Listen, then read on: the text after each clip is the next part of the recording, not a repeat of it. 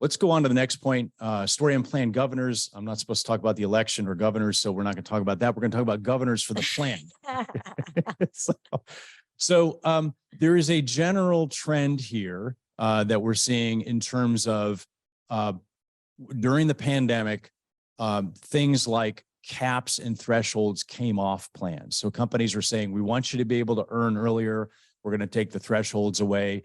We want you to be able to earn the upside if you can get it. We're going to take the caps away. So things opened up. Those governors were removed from the plans. And then what we're seeing now is a shift from 2021 to 2022 in the following areas. So caps are reducing to some degree. Now, we're not big fans of caps here at SalesGlobe. We think about caps kind of like free range chickens, right? So you got this chicken sitting in a very small cage, and that very small cage is the pay cap, right? And that little very small cage is kind of depressing because it kind of influences how I perform as a chicken, right? So that's our pay cap. But you want a free range chicken. You want somebody who's positive. I mean, when you talk to people about a compensation plan and they talk about the cap on the plan, we don't like the cap on the plan. You ask them the question, well, have you ever hit the cap? No, I never hit the cap, but I know a guy that hit the cap. It was a couple of years ago, right? So nobody, so the cap is more psychological. So back to the free range chicken thing, I'd rather have a free range chicken that has aspiration, right? I want somebody who wants to go out there and blow out the plan, because like the free range chicken, we know there's a fence out there somewhere, right? There's a natural limitation to how far we can go.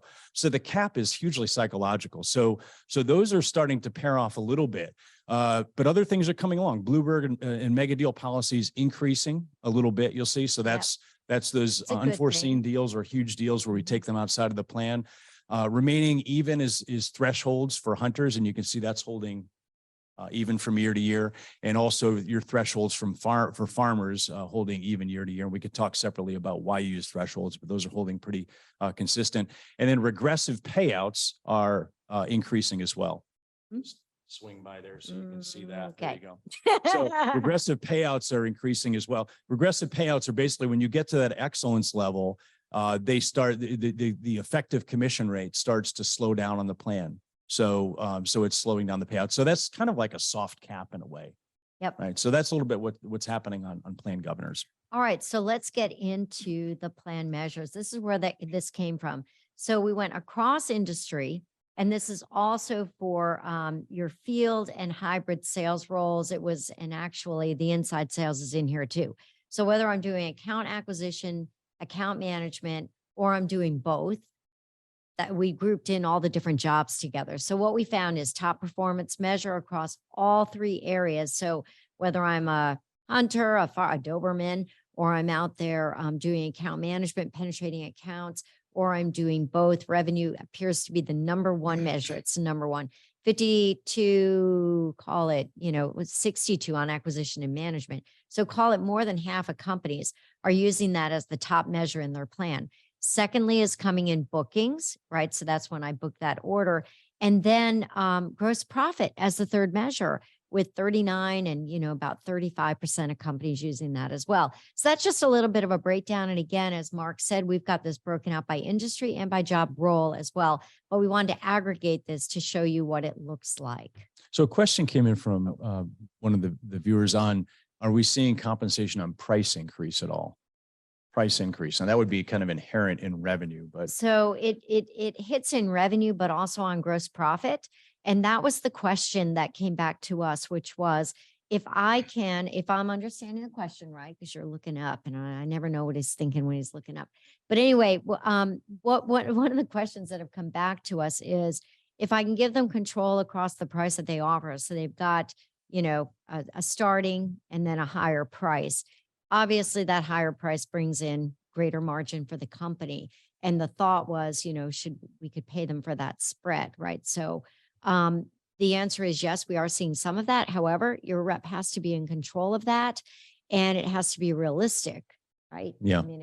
And probably the most common measure that I think I'm seeing on price increase is price realization. So it's a target price, and how close can you get to that target price?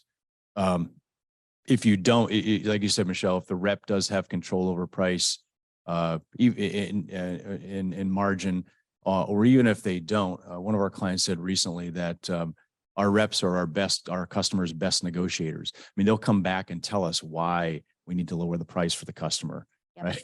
So that would say the Exactly. rep's not highly impacted or compensated for price in that situation. But Yep. good question. So the other thing is, we just wanted to bring up a consideration point because we're being asked this a lot as well. Whether you're paying on bookings or revenue, that's where it starts. But then it's like, okay, how do we measure what the value looks like? And it starts with contracts. And then you've got, though, we mentioned that TCV and ACV are being used most frequently for bookings by companies in this study. But then you've got MRR, monthly recurring revenue, and how long should that be paid out? Volume in units. It could be whether it's new business versus renewals. Do we pay for renewals and how much? And then one-time sales, right? So there's all these different things that you need to be thinking about in bookings and revenue, and get very specific on how that's defined and make sure that's communicated very well in your plan and very well defined for the sales reps so they know what they're going after. Yeah. Yeah. And I think one of the biggest challenges that I see in this area is that we're trying to align the SaaS payment with what used to be the perpetual license or the Right. premise payment. And the other one is the concern about annuity. So I don't want to create something that's going to be a long-term annuity that people are just going to continue to earn that money over and over and over as long as we have the account, because what it starts to do is it starts to offset the new customer selling. So you've got questions about what are the right roles. I'm going to just swing over here for a second. What's the timing of your payout? So when you're doing your TCV or your ACV, how much of that are you paying at the time of the deal? How much of that are you paying a year in or at certain points? Who's eligible? Eligibility. RPN responsibility, like I mentioned, retention, penetration, and new customer acquisition responsibility, and then finally rules of engagement. So how does the team work together? So again, going back up the revenue roadmap, the answer to a lot of the SaaS questions is going to be, how do we want that sales process, those rules of engagement, the sales strategy to work? That's exactly right. So as you're thinking about, you're being asked to solve for a plan, you're being asked to create a plan around everything as a service or as a service.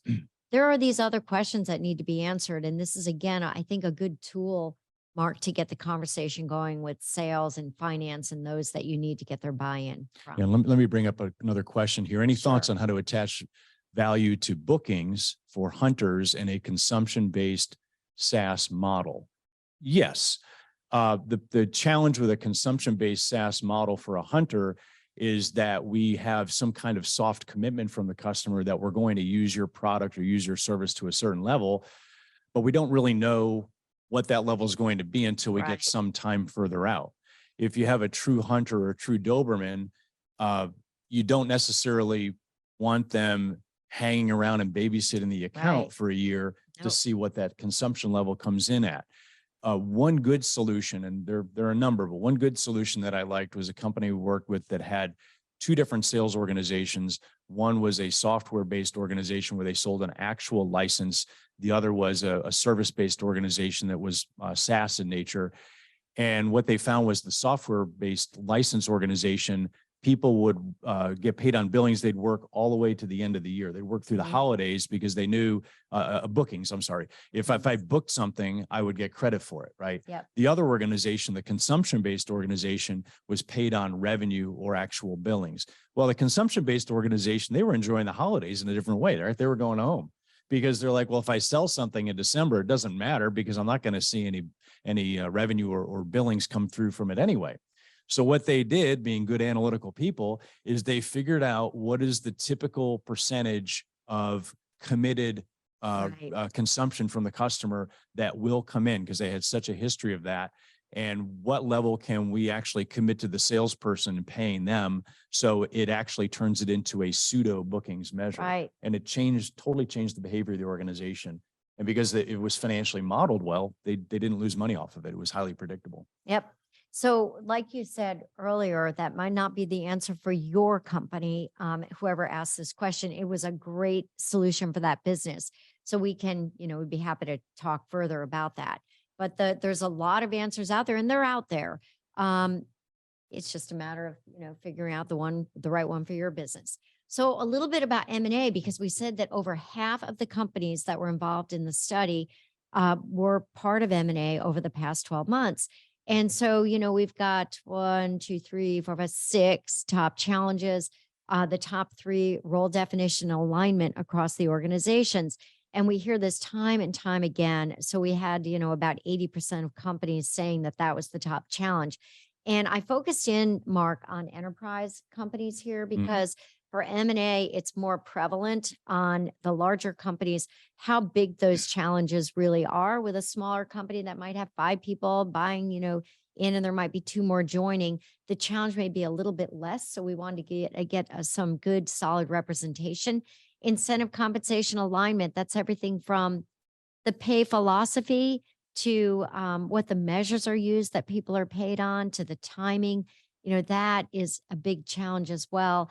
And then a big one we see that we're solving for all the time is total target compensation and pay levels across the organization. So, gosh, I still recall a global client that, it was, they offered on-prem, bought a software company, and their inside sales team with the premise product was fairly entry level. And the acquired company, their inside sales organization was extremely sophisticated. In fact, their pay rivaled that of the field sales of the other company that was acquiring them. And that was a highly compensated role. Well, they immediately started to see fallout where people were leaving the company and they couldn't figure out why, of the company that they had acquired. And they found out, rumor mill, right? Chatter at the cooler and beyond. They thought that their roles were going to be diminished. So they started going to their competitor. So, there are other issues around integrating the sales organization, cultural differences, aligning the performance expectations. Again, that gets around to the culture of the company and what they expect. But, I think the big one here is get your role definition and alignment across the organization set, and everyone bought into that before you even tackle the other things. That's what would be one of our lessons learned on that.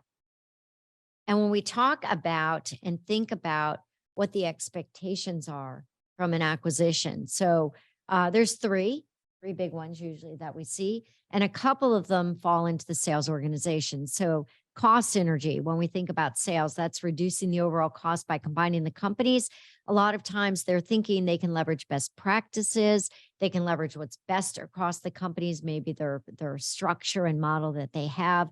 Revenue synergies would be things around cross-sell, the ability to put products together, bring new products to the market, and grow your market share by having both companies take advantage of what the other company has to offer. And then, of course, capital synergies, right? So what kind of buildings and things that they have in place.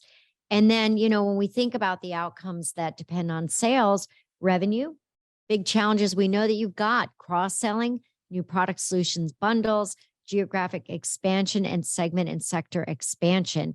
And then the cost synergies we see around sales capacity improvement. Again, I talked about leveraging best practices, the belief that there can be a headcount reduction at some point, and streamline processes. So the big warning here is that, or the big thing to be thinking about is 20% of that revenue synergy potential, it's typically put on cross-selling, but yet less than 20% of companies actually achieve that cross-sell goal. So there's a lot to be thinking about. And as we delve into the root causes why, it goes back to that role alignment and the setting expectations and people understanding what it is that they need to do. It's funny, Michelle, the biggest barrier that we hear on cross-selling is risk. Yeah. It's not like we're going to throw more spiffs or more incentives at somebody to cross-sell products of a company that's been acquired. It's the person says, hey, I don't know how good those products are that I'm selling, how reliable those services are.